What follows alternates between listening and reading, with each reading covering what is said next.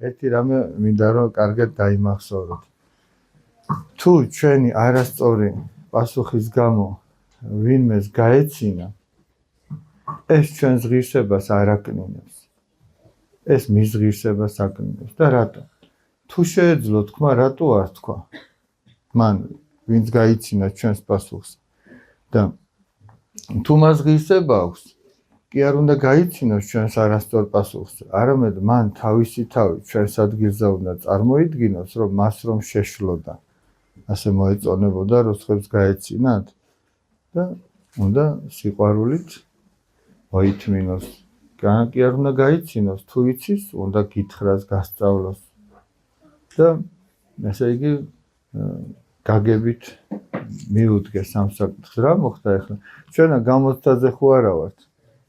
ეხლა ამას რატო გეკითხებით, იცით რომ თქვენ შეძლოთ, რომ თქვენი აზრი გამოთქვათ, თქვათ, გაბედულად, აი მე ამას ვფიქრობ.